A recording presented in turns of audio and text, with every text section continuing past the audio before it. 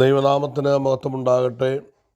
ഇന്നേ ദിവസം Bible society of ഇന്ത്യയുടെ കേരള ഓക്സിലറിയുടെ കോട്ടയം ബ്രാഞ്ചിൻ്റെ നേതൃത്വത്തിൽ നടത്തപ്പെടുന്ന വേദവായന പദ്ധതിയുടെ ഭാഗമായി ക്രമീകരിക്കപ്പെട്ടിരിക്കുന്ന ക്ലാസ്സിലായിരിക്കാൻ ദൈവമിടയാക്കിയതിന് ദൈവത്തിന് നന്ദിയോടെ സ്തോത്രം ചെയ്യുന്നു. ഇതിലേക്ക് എന്നെയും ക്ഷണിച്ച ഏറ്റവും സ്നേഹമുള്ള Bible society Kerala auxiliary secretary Jacob Antony അച്ഛനോടും മറ്റ് ക്രമീകരണങ്ങൾക്ക് വേണ്ടി ബന്ധപ്പെട്ട സ്നേഹമുള്ള ചെറിയാൻ സാറിനോടും വളരെ സന്തോഷത്തോടെ സ്വാഗത വാക്കുകൾ അരളിയ ബേബിച്ചായനോടും ഇതിൻ്റെ എല്ലാ സാരഥികളോടും ഇതിൽ പങ്കെടുക്കുന്ന എല്ലാവരോടുമുള്ള നന്ദിയും കടപ്പാടും ദൈവനാമത്തിൽ അറിയിക്കുന്നു. അല്പം പഴയതെങ്കിലും 2026 എന്ന പുതിയ സംവത്സരത്തിൽ എല്ലാവിധമായ ദൈവിക കൃപ എല്ലാവർക്കും ഉണ്ടാകട്ടെ എന്ന് ആത്മാർത്ഥമായി പ്രാർത്ഥിക്കുകയും ദൈവത്തിന് മഹത്വം കരയറ്റുകയും ചെയ്യുന്നു. കർത്താവിൽ പ്രിയരെ, നാം വേദവചന പഠനത്തിൽ ഇന്ന് 24ാമത്തെ ബൈബിളിലെ പുസ്തകമായ യിരെമ്യാ പ്രവചനത്തിൻ്റെ പഠനത്തിലേക്ക് എത്തിച്ചേരുകയാകുന്നുവല്ലോ. നാം മനസ്സിലാക്കിയിട്ടുള്ള പ്രകാരം നമ്മളുടെ ഇസ്രായേൽ ജനതയുടെ തനാക്ക് എന്ന പേരിൽ അറിയപ്പെടുന്ന പുസ്തകമാണ് ക്രിസ്ത്യാനികളെ സംബന്ധിച്ചോളം പഴയ നിയമം എന്ന് നമുക്ക് അറിയാം. തനാക്ക്, തോറ, നാബീം, കെതൂബീം എന്ന 3 വിഭാഗങ്ങളായി തിരിച്ച പുസ്തകമാണ്. അതിലെ ആദ്യത്തെ 5 പുസ്തകങ്ങൾ പഞ്ചഗ്രന്ഥങ്ങൾ എന്ന പേരിൽ അറിയപ്പെടുന്നു. തുടർന്ന് യഹൂദന്മാരെ സംബന്ധിച്ചിടത്തോളം അവർക്ക് പ്രവാചന ഗ്രന്ഥങ്ങളാണ്.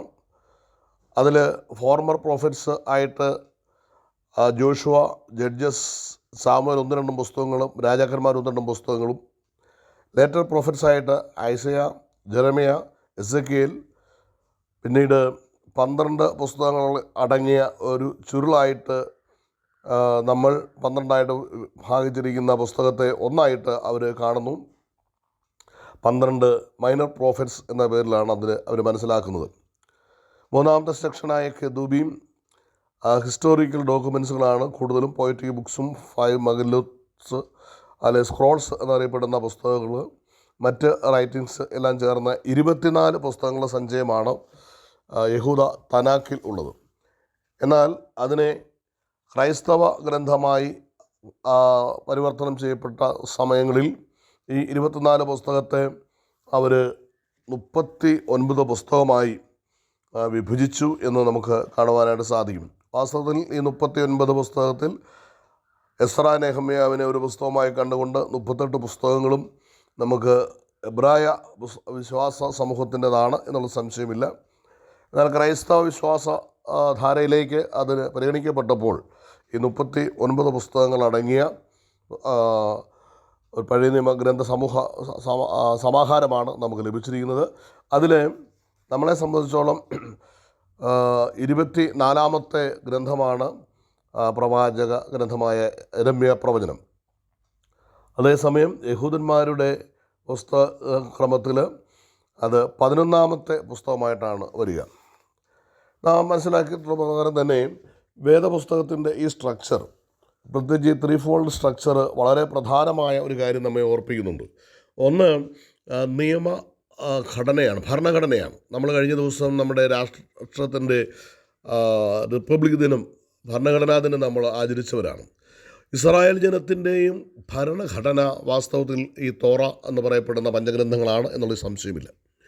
തുടർന്ന് അവരുടെ ക്രമമനുസരിച്ച് ആ പ്രമാണം നടപ്പിലാക്കിയ നാളുകളിൽ ഇസ്രായേൽ ജനത്തിൽ ഉണ്ടായ തെറ്റുകളെ തിരുത്തുന്നതിന് പ്രവർത്തനക്ഷമമായി മാറിയ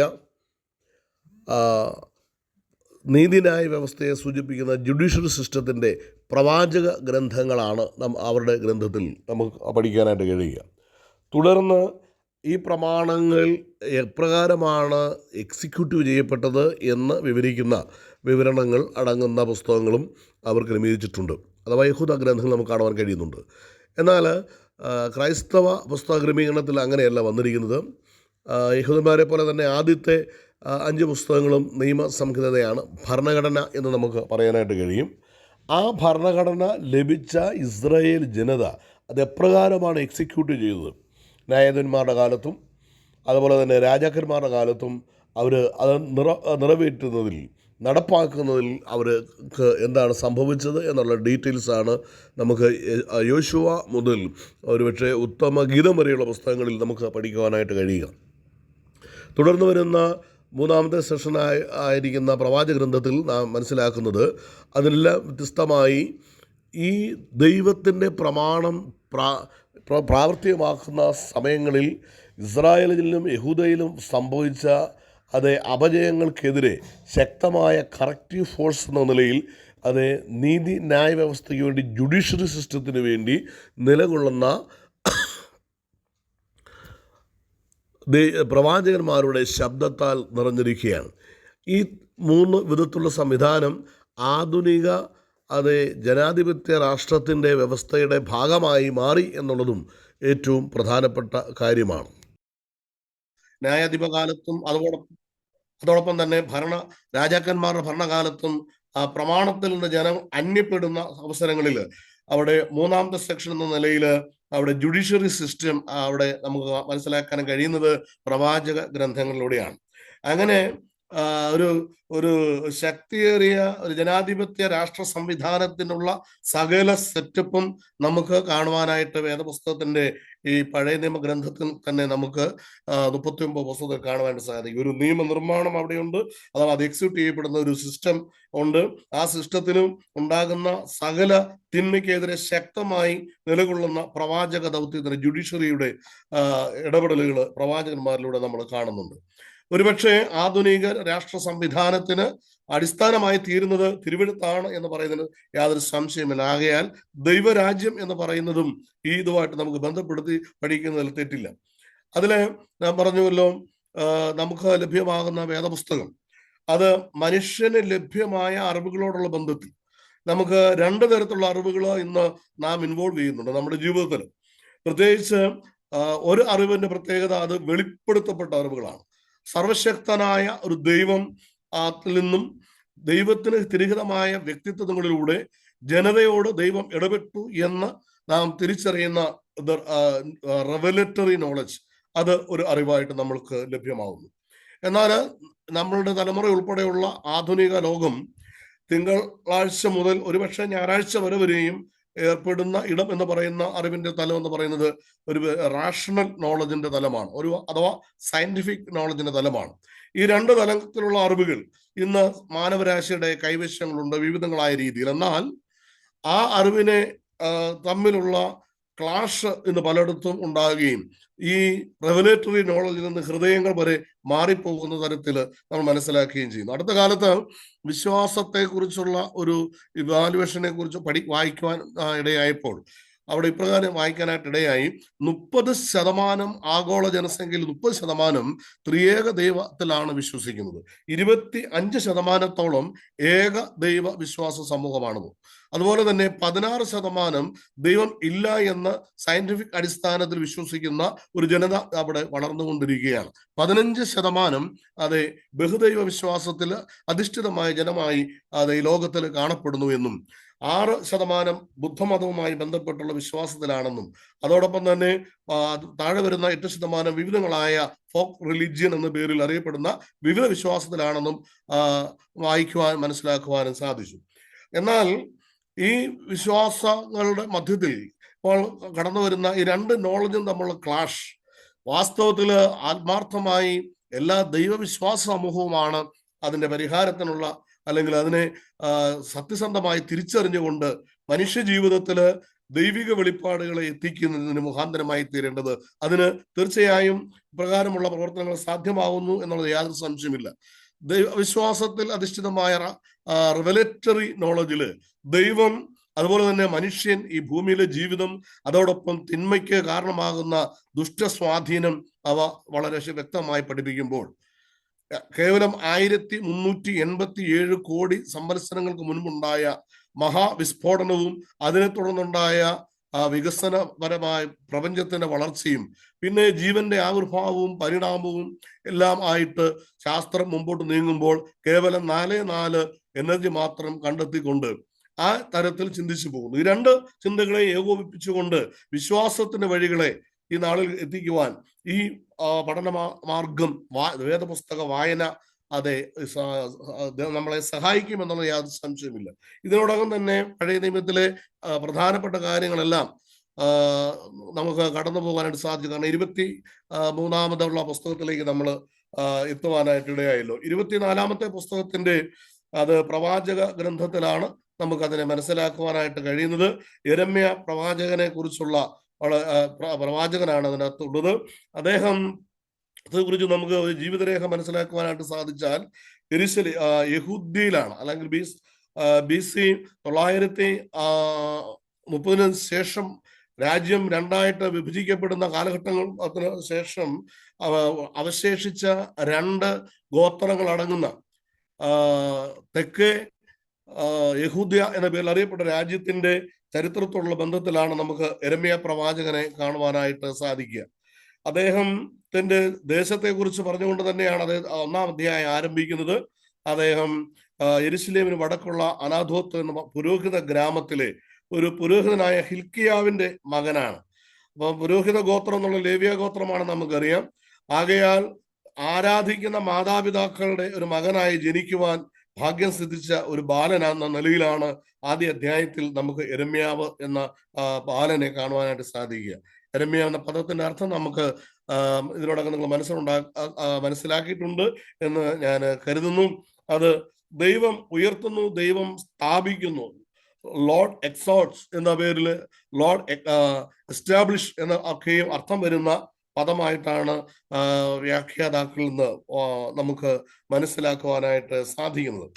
അതുപോലെ തന്നെ അദ്ദേഹത്തിന്റെ ജീവിതത്തെ നമ്മൾ മനസ്സിലാക്കുമ്പോൾ അദ്ദേഹം ഒരു അവിവാഹിതനായി തന്റെ ജീവിതം ദൈവത്തിന് അർപ്പിച്ച ഒരു വ്യക്തിയാണ് എന്ന് അദ്ദേഹത്തെ കുറിച്ചുള്ള പഠനത്തിൽ നിന്ന് നമുക്ക് മനസ്സിലാക്കുവാനായിട്ട് കഴിയുന്നുണ്ട്. മാത്രമല്ല കരയുന്ന പ്രവാചകൻ എന്ന നിലയിലാണ് അദ്ദേഹത്തെ വേദപുസ്തകം തന്നെ പരാമർശിക്കപ്പെടുന്നത്. നമ്മുടെ കർത്താവായ യേശുക്രിസ്തു തന്റെ ശുശ്രൂഷയുടെ സമാപന വേളയിൽ താൻ ആരാണെന്ന് ജനം തിരിച്ചറിഞ്ഞിട്ടുണ്ടോ എന്ന് ശിഷ്യന്മാരോട് ചോദിക്കുന്ന മത്തായിയുടെ സുവിശേഷം 16-ാം അധ്യായത്തില് 13 മുതൽ 20 വാക്യങ്ങൾ നമുക്ക് സുപരിചിതമാണ്. അവിടെ ജനങ്ങൾ എന്നെ ആരെന്ന് പറയുന്നു എന്നുള്ള ചോദ്യത്തിൽ ജനങ്ങളുടെ മറുപടിയിൽ ഈ യെരമ്യാവ് ഉണ്ട് എന്ന് നമുക്ക് മനസ്സിലാക്കാൻ കഴിയുന്നുണ്ട്. അങ്ങനെ യെരമ്യ പ്രവാചകൻ പുതിയ നിയമത്തിന്റെയും ഭാഗമായി മാറുന്ന വിവരം നമുക്ക് മനസ്സിലാക്കാം. യേശുവിന്റെ വാക്കുകളിലൂടെ നമ്മൾ തിരിച്ചറിയുന്നുമുണ്ട്. അദ്ദേഹത്തിന്റെ പ്രവചന കാലഘട്ടത്തെ കുറിച്ച് നാം മനസ്സിലാക്കുമ്പോൾ BC 627 മുതൽ BC 586 വരെയുള്ള കാലഘട്ടങ്ങളാണ്. നമ്മൾ മനസ്സിലാക്കുന്നതനുസരിച്ച് ഇസ്രായേൽ എന്ന വടക്കൻ രാജ്യത്തില് നമ്മുടെ യെശയ്യാവ് സഹിതം ശുശ്രൂഷ നിറവേറ്റിയ രാജ്യമാണല്ലോ. അവിടെ 19 രാജാക്കന്മാര് അവിടെ ഭരിച്ചതായിട്ട് നമുക്ക് കാണാനായിട്ട് സാധിക്കും. അതുപോലെ തന്നെ 20 രാജാക്കന്മാരുടെ പേരുകൾ നമുക്ക് യഹൂദ ഭരണകാലഘട്ടത്തിൽ ഉണ്ടായതായിട്ട് നമുക്ക് പഠിക്കാനായിട്ട് സാധിക്കുന്നുണ്ട്. അങ്ങനെ 20 രാജാക്കന്മാരുടെ ഭരണകാലങ്ങളിൽ അവസാനത്തെ 4 രാജാക്കന്മാരുടെ കാലഘട്ടത്തില് ആണ് നമ്മളുടെ യെരമ്യാവ് പ്രവചനം നടത്തുന്നത്. യെരമ്യ പ്രവചനത്തിന്റെ BC 627 മുതൽ പ്രവാസത്തിന് 3 തലമാണുള്ളത്. അതില് 586 വർഷം വരെയും അദ്ദേഹം പ്രവചനം നടത്തിയതായും പ്രവചനത്തിലേക്ക് പോയവർക്ക് കത്ത് എഴുതി നൽകിയതായിട്ടും അങ്ങനെ ഏകദേശം 40 വർഷം അദ്ദേഹം ശുശ്രൂഷ നിറവേറ്റി എന്നത് നമുക്ക് പഠിക്കുവാനായിട്ട് കഴിയുന്നുണ്ട്.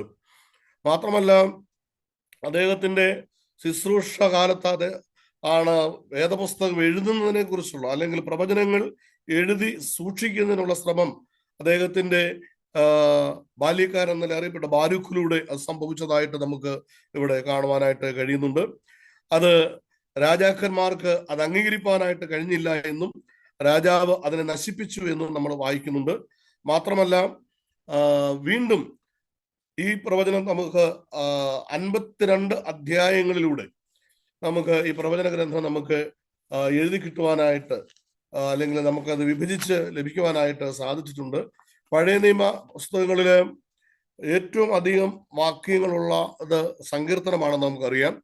അത് കഴിഞ്ഞ് ധാരാളം വാക്യങ്ങൾ വരുന്ന ഒരു പുസ്തകം എന്ന് പറയുന്നത് ഉൽപ്പത്തി പുസ്തകമാണ്.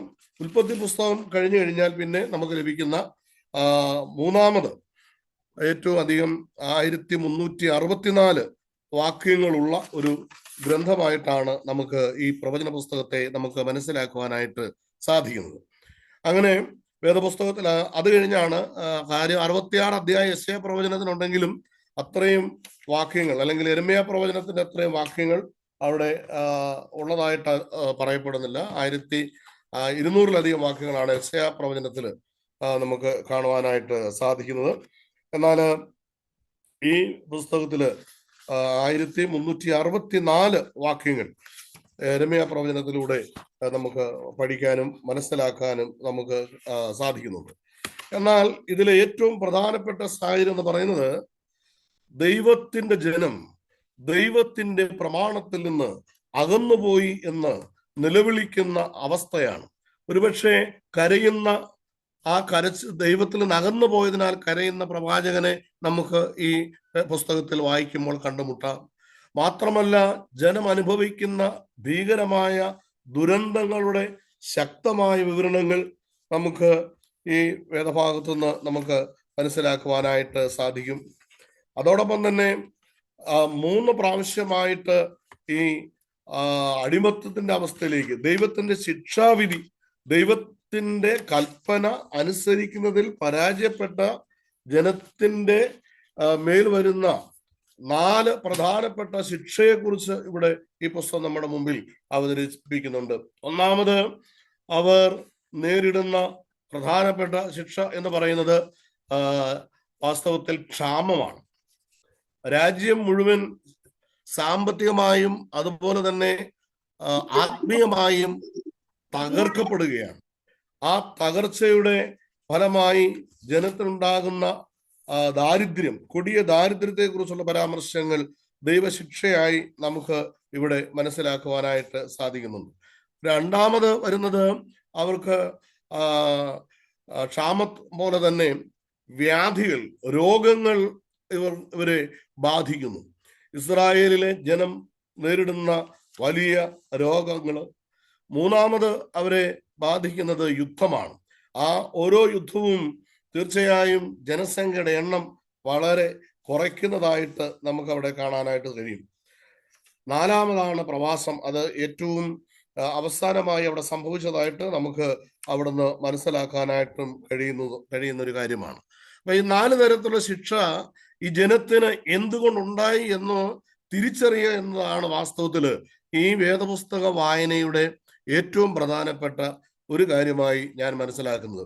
നമ്മൾ ഈ തിരുവെഴുത്തിന്റെ അരികിലേക്ക് കടന്നു ചെല്ലുമ്പോൾ എന്തുകൊണ്ട് അത് സർവശക്തനായ ദൈവത്തെ ആരാധിച്ച, സർവ വല്ലഭനായ സൈന്യങ്ങളുടെ ദൈവമായ യഹോവയെ ആരാധിച്ചു വന്ന ജനം എന്തുകൊണ്ട് അത് ഏറ്റവും അന്യമായ, അല്ലെങ്കിൽ പ്രവാസത്തിന്റെയും യുദ്ധത്തിന്റെയും രോഗത്തിന്റെയും ക്ഷാമത്തിന്റെ അവസ്ഥയിലൂടെ ലോക ക്രമത്തിൽ നിന്ന് അന്യപ്പെട്ടു പോകുന്ന കാരണം കണ്ടെത്തുക എന്നത് വാസ്തവത്തിൽ ഇത് വായിക്കുമ്പോൾ ഓരോ വായനക്കാരുടെയും ഉള്ളത്തിൽ അന്വേഷിക്കേണ്ടതാണ്. ഈ പുസ്തകത്തിൽ 52 അധ്യായങ്ങളെ നമ്മൾ പഠിക്കാൻ ശ്രമിക്കുമ്പോൾ ഓരോ അധ്യായത്തിലും കൃത്യമായി ഒന്നിലധികം കാരണങ്ങൾ, എൻ്റെ ജനം ദൈവത്തോട് ചെയ്ത ഒന്നിലധികം കാരണങ്ങൾ, അവിടെ ശിക്ഷാവിധിക്കുള്ള കാരണങ്ങൾ അവിടെ ആവർത്തിച്ച് പറയുന്നത് കാണുവാനായിട്ട് സാധിക്കുന്നുണ്ട്. ആകയാൽ അവ തിരിച്ചറിയുന്നതിലൂടെ, ഈ നാളുകളിൽ ജീവിക്കുന്ന നമ്മൾ അത് തിരിച്ചറിയുന്നതിലൂടെ നമ്മളുടെ ജീവിതത്തെ ശക്തമായി പരിശോധിക്കുകയും വിശുദ്ധിയുടെ ദൈവഹിതത്തിന്റെ ദൈവപ്രമാണം അനുസരിക്കുന്ന തലത്തിലേക്ക് നാം എത്തിച്ചേരുകയും വേണം എന്നുള്ളത് ദൈവം നമ്മളോട് ആവശ്യപ്പെടുന്ന ഏറ്റവും പ്രധാനപ്പെട്ട കാര്യമാണ്. ഇവിടെ 1-ാം അധ്യായത്തില് പ്രവാചകനെ ക്ഷണിക്കുമ്പോൾ ദൈവം അവന് ധൈര്യപ്പെടാൻ പറഞ്ഞ്, അത് ഉറപ്പുള്ളവനായിരിക്കാൻ പറഞ്ഞ് ബാല്യ അവസ്ഥയിൽ അദ്ദേഹത്തെ ക്ഷണിക്കുന്നത് നമ്മൾ 1-ാം അധ്യായത്തിൽ കാണുന്നുണ്ട്. അപ്പോൾ അത് കഴിഞ്ഞിട്ട് ദൈവം 2 ദർശനങ്ങൾ പ്രവാചകനോട് ചോദിക്കുന്നു. നീ ഇപ്പോൾ എന്ത് കാണുന്നു എന്ന് ചോദിക്കുന്നു. അപ്പോൾ അവൻ ബദാം, ജാഗ്രത എന്ന അർത്ഥം വരുന്ന ബദാമിനെ കാണുന്നു എന്ന് പറയുമ്പോൾ നീ കണ്ടത് ശരി എന്ന് ദൈവം പറയുകയാണ്. ദൈവം കാണിച്ചു കൊടുക്കുന്നതിനെ അതുപോലെ തന്നെ കാണുക എന്നത് ഒരു ദൈവ പൈതലിന്റെ ഏറ്റവും വലിയ ഉത്തരവാദിത്വമാണ് എന്ന് ആ വാക്യം നമ്മൾ ഓർപ്പിക്കുകയാണ്. അത് കഴിഞ്ഞ് വീണ്ടും ദൈവം ഒരു ദർശനം കാണിക്കുന്നു. തിളച്ച് കയറി വരുന്ന ഒരു കലം കാണിച്ചു കൊടുത്തിട്ട്, നീ എന്ത് കാണുന്നു എന്ന് ചോദിക്കുമ്പോൾ, അത് ഞാനിങ്ങനെ തിളച്ച് പറയുന്ന ഒരു കലം കാണുന്നു പറയുമ്പോൾ, നീ കണ്ടത് ശരിയാണ്. ദൈവം കാണിച്ചു കൊടുത്തതിനെ ശരിയാവണ്ണം കണ്ട് അത് തന്നെയാണ് എന്ന് തിരിച്ചറിയുവാൻ കഴിയുന്ന ഒരു ദൈവബോധത്തിന്റെ മകനായി അത് നമ്മൾക്ക് ആദ്യ അധ്യായങ്ങളിൽ ഈ യെരമ്യാവിനെ കാണുകയാണ്. പ്രിയരെ, ഈ യെരമ്യാവിന്റെ ആ കാലഘട്ടത്തിന്റെ പശ്ചാത്തലം പഠിക്കുമ്പോൾ നമ്മുടെ യോശിയാവിന്റെ കാലത്താണ് ഏറ്റവും ശക്തമായ ഉണർവുണ്ടായ കാലഘട്ടമാണ്. വേദപുസ്തകത്തിന്റെ ചുരുളുകൾ കണ്ടെത്തിയ കാലഘട്ടമാണ്. ദേവാലയം പുതുക്കുവാനായിട്ട് ഇടയായ കാലഘട്ടമാണ്. വാസ്തവത്തിൽ വേദപുസ്തകം വായിച്ച് എല്ലാവർക്കും കേൾക്കുവാൻ അവസരം ലഭിച്ച കാലഘട്ടമാണ്. ഈ വേദപുസ്തക വായനയിൽ നാം ആയിരിക്കെ ഈ നമ്മുടെ യോശിയാവിന്റെ കാലത്തെ ആ ഉണർവ് BC 621 സംഭവിച്ച ആ ഉണർവിന്റെ ആ ഉണർവ് ജീവിതത്തിൽ പ്രാവർത്തികമാക്കുന്നതിൽ ഈ പറയപ്പെട്ട യഹൂദ്യയിലെ ജനങ്ങൾ പരാജയപ്പെട്ടു എന്നതാണ് അവർക്ക് വിരോധമായി ശിക്ഷയുടെ ഈ 4 തരത്തിലുള്ള ശിക്ഷയിലേക്ക് ദൈവം അവരെ തള്ളിവിടുന്നതിന് കാരണമെന്ന് നമ്മൾ മറന്നു പോകരുത്. വളരെ ശക്തമായി ദൈവം ത്തിന്റെ പ്രമാണങ്ങൾക്ക് അവർക്ക് കേൾക്കുവാനുള്ള അവസരം ഉണർവിന്റെ കാലത്ത് ലഭിച്ചു, വായിക്കുവാൻ അവർക്ക് ലഭിച്ചു. മാത്രമല്ല BC 721 യെശയ്യാവും അതുപോലെ ഉള്ള പ്രവാചകന്മാര് എല്ലാം പ്രവചിച്ച് ദൈവത്തിൽ നിന്ന് അന്യപ്പെട്ടു പോയ 10 ഗോത്രങ്ങൾ അസിറിയ എന്ന രാജ്യത്തിന്റെ അടിമത്തത്തിലേക്ക് വീണുപോയത് അവർ നേരിട്ട് കണ്ടവരാണ്.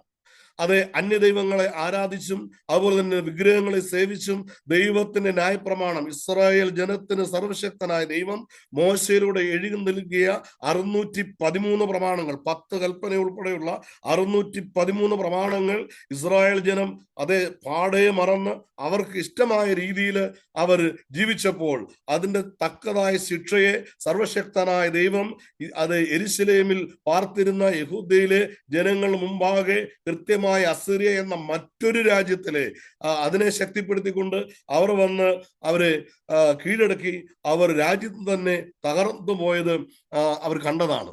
അവരങ്ങനെ ദൈവത്തിന് ശിക്ഷയെ കണ്ടിട്ടും ഉണർവിന്റെ കാലത്ത് ദൈവം ആവർത്തിച്ച് കേൾക്കുവാനും വായിക്കുവാനും അനുഭവിപ്പാനും ഇടയായ ദൈവത്തിന്റെ വചനത്തെ അവർക്ക് വായിക്കുവാനും കേൾക്കുവാനും ഇടയായിട്ടും ഈ പ്രമാണത്തിലേക്ക് കൃത്യമായി മടങ്ങി വന്നോ എന്ന് ചോദിച്ചാൽ തീർച്ചയായിട്ടും നാം ഈ വാക്യത്തില് പറയുന്ന പ്രകാരം ഒരു എന്നെ വളരെ ഏറെ വേദനിപ്പിക്കുകയല്ലേ, ഒരു രീതിയിൽ പറഞ്ഞാല് മുന്നറിയിപ്പിന്റെ ഭയം നൽകിയതുമായ ഒരു പ്രധാന വാക്യം 2-ാം അധ്യായത്തിലുണ്ട്.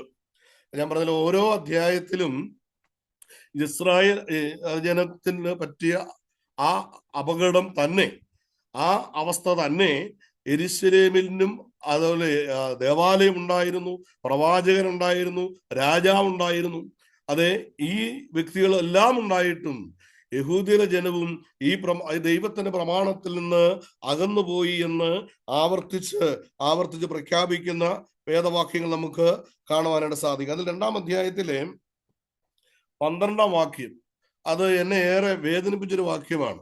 കാരണം അത് എന്റെ വീഴ്ചയെ വളരെ ശക്തമായി എന്നോട് പറയുന്നതായിട്ട് എനിക്കത് മനസ്സിലായി. അത് ഇപ്രകാരമാണ്: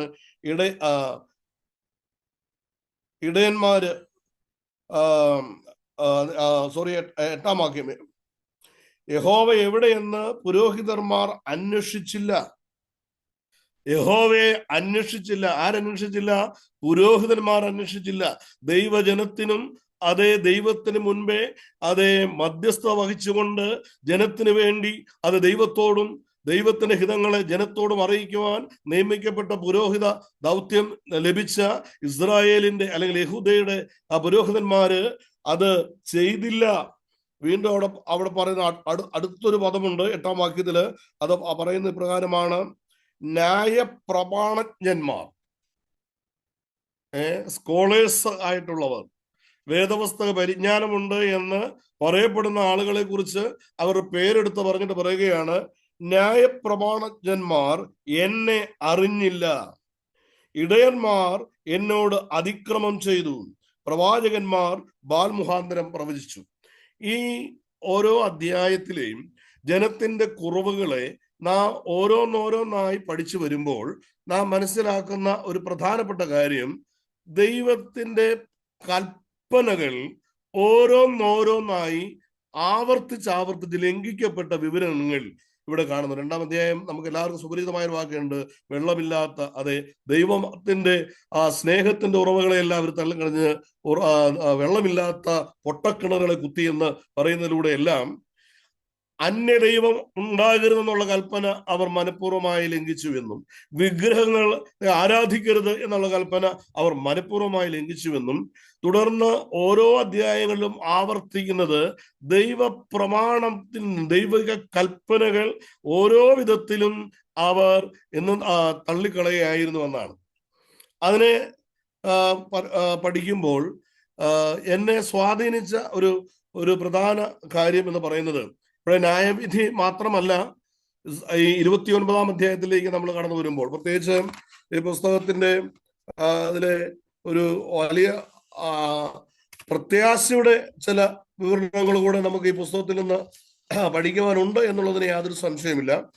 എന്നാൽ ന്യായവിധിയുടെ ചിത്രമാണ് ഏറ്റവും ശക്തമായി നമുക്കിവിടെ കാണുവാനായിട്ട് കഴിയുന്നത്. അതിന്റെ ആദ്യത്തെ അധ്യായത്തിൽ തന്നെ പ്രവാചകനെ വിളിച്ച് ഉറപ്പിച്ച് അവന്റെ കാഴ്ചയും അവന്റെ കേൾവിയെയും അവന്റെ മനസ്സിന്റെ ധൈര്യത്തെയും എല്ലാം ക്രമപ്പെടുത്തി നമ്മൾ പഠിക്കുന്നുണ്ട്. 2 മുതൽ 25 വരെയുള്ള അധ്യായങ്ങളിൽ ഈ ജനത്തോടുള്ള മുന്നറിയിപ്പുകളാണ്, വാണിങ്ങുകൾ കൊണ്ട് നിറഞ്ഞിരിക്കുകയാണ്.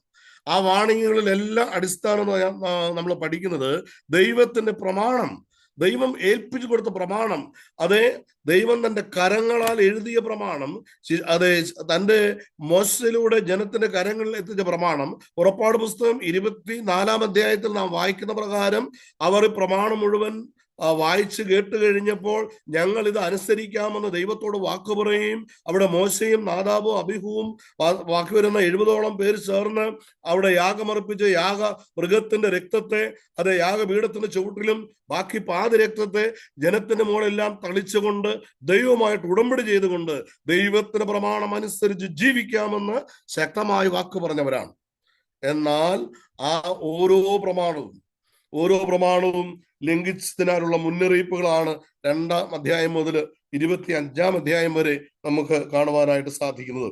26 മുതൽ 45 വരെയുള്ള അധ്യായങ്ങളിലേക്ക് നാം കടന്നു വരുമ്പോൾ അവിടെ പ്രവാചകൻ അനുഭവിക്കുന്ന പ്രവചന ശുശ്രൂഷ, ദൈവഹിതപ്രകാരമുള്ള ദൈവത്തിന്റെ പ്രവചന ശുശ്രൂഷ അത് ഏറ്റെടുത്ത് നടപ്പാക്കുമ്പോൾ അത് കള്ളപ്രവാചകന്മാരിൽ നിന്നും, അതുപോലെ ഭരണാധികാരികളിൽ നിന്നും, അല്ലെങ്കിൽ സ്പിരിച്വൽ ലീഡേഴ്സിൽ നിന്നും, പൊളിറ്റിക്കൽ ലീഡേഴ്സിൽ നിന്നും നിരന്തരമായി ഉണ്ടാകുന്ന പീഡനങ്ങളുടെ വലിയ വേദനാജനകമായ വിവരങ്ങൾ 26 മുതൽ 45 വരെയുള്ള അധ്യായങ്ങളിൽ നമുക്ക് പഠിക്കുവാനായിട്ട് കഴിയുന്നുണ്ട്. അതുപോലെ 46 മുതൽ 51 വരെയുള്ള അധ്യായത്തിലേക്ക് നാം എത്തിച്ചേരുമ്പോൾ അവിടെ അടുത്തുള്ള രാജ്യങ്ങളുടെ മേല്, എല്ലാ ജനത്തിന്റെ മേലെ അധികാരമുള്ള ദൈവത്തിന്റെ ആ ശക്തിയെ വെളിപ്പെടുത്തുന്ന ഇതര രാജ്യങ്ങളുടെ പേർ ചൊല്ലിക്കൊണ്ട് അവർക്ക് വരുന്ന ന്യായവിധിയുടെയും വളരെ വിശാലമായ വിവരണങ്ങൾ അവിടെ നമുക്ക് കാണുവാനായിട്ട് സാധിക്കുന്നു. 52-ാം അധ്യായത്തിലെത്തുമ്പോൾ അത് ആ ദേശത്തിന്റെ വീഴ്ച, അതിന്റെ ഭയാനകമായ അവസ്ഥ അവിടെ നമുക്ക് കാണുവാൻ കഴിയുന്നുണ്ട്. ഇതിനോട് ചേർന്ന് 2 കാര്യങ്ങൾ ഇവിടെ ഈ പ്രവചനത്തോടുള്ള ബന്ധത്തിൽ, പ്രത്യേകിച്ച് 29-ാം അധ്യായത്തിന്റെ 11-ാം വാക്യം നമുക്ക് എല്ലാവർക്കും അറിയാവുന്നതാണ്, വലിയ പ്രത്യാശ തരുന്നതല്ല. അത് നിങ്ങൾ പ്രതീക്ഷിക്കുന്ന ശുഭഭാവി വരുവാൻ തക്കൊണ്ട് നിങ്ങളെ കുറിച്ചുള്ള നിർണയം ഇന്ന് ഞാൻ അറിയുന്നു എന്ന് പറഞ്ഞ കർത്താവ്, അതെ, അവരെ ബാബേലിൽ 70 വർഷം കഴിഞ്ഞിട്ടല്ലാതെ ബാബേലിൽ നിന്ന് നിങ്ങൾക്ക് തിരികെ വരുവാൻ കഴിയുകയില്ല എന്ന് പ്രവാചകൻ അവർക്ക് കത്ത് മുഖാന്തരം എഴുതി അറിയിക്കുന്ന ആ വിവരം നമ്മൾ 29-ാം അധ്യായത്തിൽ വായിക്കുന്നുണ്ട്. അതുകൊണ്ട് ബാബിലോണിലേക്ക് കടന്നുപോയവർ ദൈവത്തിന്റെ ശിക്ഷ ഏറ്റെടുത്ത് 605 ഒരു സെറ്റ് പോയി, 597 രണ്ടാമത്തെ സെറ്റ് ബാബിലോണിലേക്ക് പോയി, 586 മൂന്നാമത്തെ സെറ്റും ബാബിലോണിലേക്ക് അടിമയായി കടന്നുപോയി. അടിമയായി പോകുന്നത് ഈസിയായ ഒരു യാത്രയൊന്നും ആയിരുന്നില്ല എന്ന് നമുക്കറിയാം. അതേ 10-50 പേരെ ഒരുമിച്ച് ബന്ധിച്ച് പുറകോട്ട് കൈകളെല്ലാം ബന്ധിച്ച് നിർത്തിയിട്ട്, അതെ, അവരിൽ നിന്ന് യാതൊരു പ്രതികരണവും ഉണ്ടാവാത്ത രീതി, അല്ലെങ്കിൽ പ്രതികാര നടപടി ഉണ്ടാകാത്ത രീതിയിൽ പടയാളികൾ അവരെ വളരെ വേദനിപ്പിച്ചുകൊണ്ട് 1000ഓളം കിലോമീറ്റർ അകലേക്ക് ഇവരെ അടിമകളായി കൊണ്ടുപോകുമ്പോൾ, അതെ, അവിടെ എത്തി അവിടെ അവരുടെ ജീവിത അനുഭവങ്ങൾക്ക് അവിടെ തന്നെ ദൈവത്തിന്റെ ഒരു ശേഷിപ്പുണ്ടാകും എന്നുള്ള അറിയിപ്പ് കൊടുത്തുകൊണ്ട് ഈ രോഗം, വ്യാധി, യുദ്ധം, അതുപോലെ തന്നെയുള്ള മരണം, ഇങ്ങനെ സംഭവിക്കുന്ന 3 കൂട്ടത്തിലുള്ള മരണവും പിന്നീട് പ്രവാസത്തോട് അവശേഷിക്കുന്നവർക്ക് ഒരു ചെറിയ ശേഷിപ്പുണ്ടാകുന്നുള്ള വലിയ പ്രത്യാശയുടെ വചനവും അദ്ദേഹം നമുക്ക് നൽകി തരുമ്പോൾ അതിന്റെ ഒരു കാരണം ഇതുവരെ അധികം ആരും ശ്രദ്ധിക്കാതെ പോയതിനെ കുറിച്ച് ഈ പുസ്തകം നമ്മളോട് പ്രത്യേകിച്ച് പഠിപ്പിക്കുന്നുണ്ട്. ഒരു പക്ഷേ നമ്മൾ അതിനെക്കുറിച്ച് 2 ദിനവൃത്താന്തത്തില് അതിനെക്കുറിച്ച് മനസ്സിലാക്കിയെന്ന് ഞാൻ ചിന്തിക്കുന്നു. എങ്കിലും ഒന്ന് ഓർപ്പിക്കാൻ ഞാൻ ശ്രമിക്കുകയാണ്. 2 ദിനവൃത്താന്തം 36 അധ്യായത്തിന്റെ 21 വാക്യം നമ്മൾ ശ്രദ്ധിച്ചാൽ അവിടെ ഇപ്രകാരമുണ്ട്. അവിടെ അവരെ 70 വർഷം എന്തുകൊണ്ട് ഈ ബാബിലോണിന്റെ അടിമത്തത്തിലേക്ക് ഒരു പോകേണ്ടി വന്നു എന്ന് പറയുന്നത് അവർ ദൈവത്തിന്റെ ശബത്ത് ആചരിച്ചില്ല എന്നുള്ളതാണ്. അപ്പോൾ 70 ശബത്ത് അല്ലെങ്കിൽ 70 വർഷം ശബത്ത് ആചരിക്കണമെങ്കിൽ ശബത്തിന്റെ വ്യവസ്ഥ അനുസരിച്ച് ഇപ്രകാരമാണ് നമ്മൾ വേദപുസ്തകം പഠിക്കുന്നത്. സംഖ്യാപുസ്തകം 26 അധ്യായം 51 മുതൽ 56 വരെയുള്ള വാക്യങ്ങളിൽ ജനസംഖ്യ എടുത്ത് എല്ലാവർക്കും മണ്ണ് തുല്യമായി വീതിച്ചു കൊടുക്കണമെന്ന് ദൈവം കൽപ്പിക്കുന്നു. അങ്ങനെ എല്ലാവർക്കും തുല്യമായി വീതിച്ചു കൊടുക്കുന്ന വിവരമുള്ള യോശുവയുടെ പുസ്തകത്തിൽ നമ്മൾ പഠിച്ചു കഴിഞ്ഞതാണ്. അതിനുശേഷം 6 ദിവസം അവിടെ അധ്വാനിക്കണം, 7-ാം ദിവസം ആരാധിക്കണം. അത് കഴിഞ്ഞ് ലേവ്യ പുസ്തകത്തില് 25 അധ്യായം നമുക്ക് എല്ലാവർക്കും അറിയാം. 1 മുതൽ 7 വരെയുള്ള വാക്യങ്ങളിൽ അവർ 7-ാം വർഷത്തെ ശബത്താണ്ടായി ആചരിക്കണമെന്ന് പറയുന്നു. അങ്ങനെ ശബത്താണ്ടായി ആചരിച്ച് 6 വർഷം വരെ ഉണ്ടായ വിളവുകൾ അക്കുമുലേറ്റ് ചെയ്യപ്പെടാതെ എല്ലാവരും അവിടെ 6-ാം വർഷം അതുകൊണ്ടും ദൈവം തരുന്നതായ 6-ാം വർഷത്തെ വിളവ് കൊണ്ടും മാത്രം ജീവിക്കണം. അത് തനിയെ വിളയുന്നത് ഒന്നും ഭക്ഷിക്കാൻ പാടില്ല. പ്രകൃതി സംരക്ഷണത്തിലുള്ള ഏറ്റവും വലിയ എക്കോ ഫ്രണ്ട്ലി ലൈഫ് സ്റ്റൈൽ സർവശക്തനായ ദൈവം അവർക്ക് നൽകി.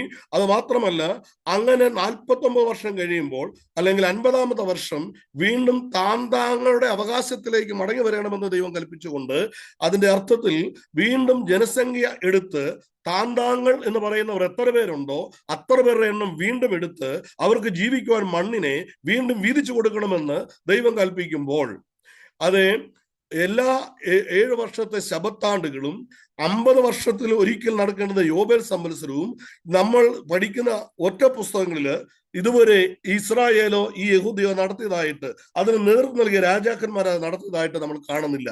വാസ്തവത്തിൽ ആ ഒരു നെഗ്ലക്ഷൻ ദൈവത്തിന്റെ ഹിതപ്രകാരം മണ്ണിനെയും മനുഷ്യനെയും സ്വത്തിനെയും കൈകാര്യം ചെയ്യുവാൻ ദൈവം കൽപ്പിച്ചത് അത് നിറവേറ്റുന്നതിൽ ഈ ജനം പരാജയപ്പെട്ടു പോയത് ആണ് ഏറ്റവും ഭീകരമായ അവസ്ഥയായി മാറുന്നത് എന്ന് നമ്മൾ ഇവിടെ തിരിച്ചറിയുന്നു. അതുകൊണ്ട് 70 സംവത്സരം എന്ന് പറഞ്ഞാൽ 490 വർഷത്തെ കാലഘട്ടത്തെ സൂചിപ്പിക്കുന്നതാണ് 70 ശബത്താണ്ടുകൾ. ആ 70 ശബത്താണ്ടുകൾ നടക്കുമ്പോൾ തീർച്ചയായും 10ഓളം ജൂബിലി സംവത്സരം നടക്കണമായിരുന്നു.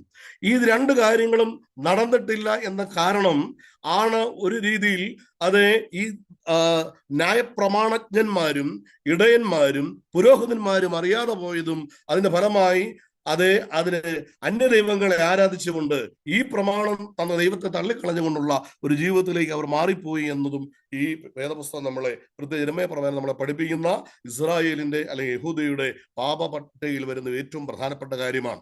52-ാം അധ്യായത്തിൽ ഒരു കാര്യം കൂടെ പറഞ്ഞ് ഞാൻ അവസാനിപ്പിക്കാം. അത് മറ്റൊന്നുമല്ല, 52-ാം അധ്യായത്തിന് 31-ാം വാക്യത്തില് ലാസ്റ്റത്തെ 20-ാമത്തെ രാജാവായ യഹൂദ്യ രാജാവിനെ അദ്ദേഹത്തിന്റെ ബാബേൽ പ്രവാസത്തിന്റെ 37-ാമത്തെ വർഷം 12-ാം മാസം 25 എന്ന തീയതിയിൽ അദ്ദേഹത്തിന് വീണ്ടും അദ്ദേഹത്തെ രക്ഷിക്കുകയും അല്ല വിടുവിക്കുകയും അദ്ദേഹത്തെ അവിടുത്തെ മെരോദാഖിന്റെ കൂടെ ഇരുത്തുകയും ചെയ്തൊരു കാര്യം പറഞ്ഞു. ജനസംഖ്യ ആനുപാതികമായി മണ്ണ് വീതിച്ചു കൊടുക്കുക, 6 ദിവസം അധ്വാനിക്കുവാൻ അവസരം നൽകുക, 7-ാം ദിവസം കൃത്യമായി ആരാധനയ്ക്കായി വിശ്രമം അനുവദിക്കുക, 6 വർഷം തുടർച്ചയായി അധ്വാനിക്കുക, 7-ാം വർഷം പ്രപഞ്ചത്തിന് പ്രകൃതിക്ക് സമ്പൂർണമായ വിശ്രമം നൽകിക്കൊണ്ട് വളരെ പാരിസ്ഥിതി മൂല്യങ്ങൾക്ക് പ്രാധാന്യം കൊടുക്കുന്ന ഒരു ജീവിതക്രമത്തിൻ്റെ ഭാഗമാകുകയും സമ്പത്ത് കുന്നുകൂടാൻ ഇടവരാത്ത വിധത്തിലുള്ള ജീവിത ക്രമീകരണത്തിൽ ഭാഗമായി മാറുക.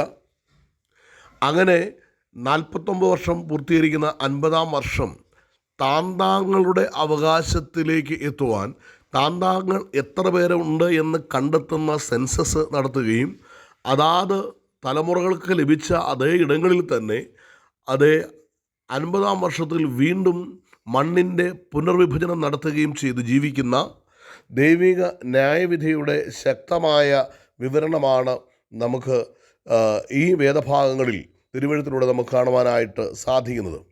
ഇതനുസരിച്ച ഒരു ജീവിതക്രമം ഇസ്രായേലിലെ രാജാക്കന്മാർ അതിന് തയ്യാറായില്ല എന്നതും ന്യായപ്രമാണത്തിൽ അത് പ്രത്യേകിച്ച് പറഞ്ഞിരുന്ന ഈ വ്യവസ്ഥയനുസരിച്ച് ജീവിക്കുവാൻ യാതൊരു നേതൃത്വവും ന്യായാധിപ കാലഘട്ടങ്ങളിലും ഉണ്ടായിരുന്നില്ല എന്നതും ഈ ഇസ്രായേലിൻ്റെയും ആയതുപോലെ തന്നെ യഹൂദയുടെയും നാശത്തിൻ്റെ അടിസ്ഥാന കാരണമായി ഈ വേദപുസ്തക പശ്ചാത്തലത്തിൽ പ്രത്യേകിച്ച് യെരമ്യാ പ്രവചനത്തിൻ്റെ ദൂതുകൾ, ശിക്ഷാവിധിയുടെ ദൂതുകളും പ്രത്യേകിച്ച് 2 ദിനവൃത്താന്തം 36-ാം അധ്യായത്തിൽ 20 മുതലുള്ള വാക്യങ്ങളിൽ രേഖപ്പെടുത്തിയിരിക്കുന്ന ആ കാരണത്തെക്കുറിച്ചും നാം ഒരുമിച്ച് പഠിക്കുമ്പോൾ മനസ്സിലാകുന്നതാണ്.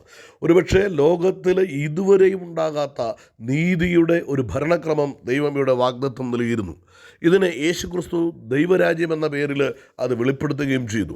ആയത് കൃത്യമായ സമ്പത്തിൻ്റെ പുനർവിഭാജനം അംഗീകരിക്കപ്പെടുന്ന ഒരു രാഷ്ട്രത്തിൽ മാത്രമേ സാധിക്കുകയുള്ളൂ. പക്ഷേ ആ രാഷ്ട്രം